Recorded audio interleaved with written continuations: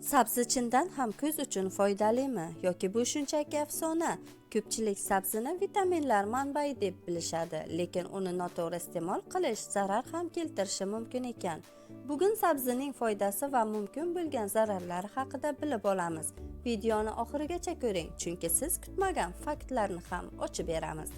Sabzi eng mashhur ildiz sabzavotlardan biridir. Asosan to'q sariq rangda bo'ladi, lekin binafsha, qizil va hatto oq turlari ham mavjud. U ko'plab mamlakatlarda o'stiriladi va turli taomlarga qo'shiladi. Endi esa sabzining ajoyib foydalariga o'tamiz. Sabzi A vitaminiga boy bo'lib, bu ko'z salomatligi uchun juda muhimdir. Ayniqsa kechasi yaxshi ko'rish uchun zarur bo'lgan beta-karotinga ega. Sabzi tarkibida ko'plab antioksidantlar bor.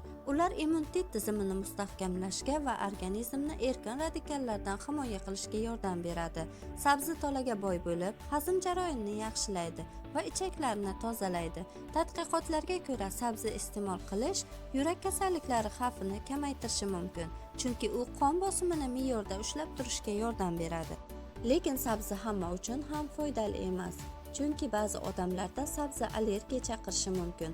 Ayniqsa, sabziga o'xshash pollenlarga allergiyasi borlar ehtiyot bo'lishi kerak. Sabzi tabiiy shakarni o'z ichiga oladi. Shu sababli diabet kasalligi bor odamlar uni haddan tashqari ko'p iste'mol qilmasliklari kerak.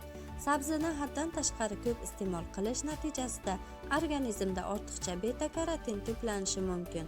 Bu esa terining yengil sarg'ayishiga olib keladi. Sabzi yog' bilan birgalikda iste'mol qilinsa, sabzidagi beta-karotin yog'da eriydi. Shuning uchun uni o'simlik yog'i yoki qaymoq bilan iste'mol qilish foydaliroq bo'ladi. Bugun biz sabzi haqida ajoyib faktlarni o'rganib oldik. Siz sabzini qanday iste'mol qilasiz? Xom holatda, sharbat qilib yoki pishirib? Fikrlaringizni izohlarda qoldiring. Agar video foydali bo'lsa, like bosib kanalga obuna bo'lishni unutmang.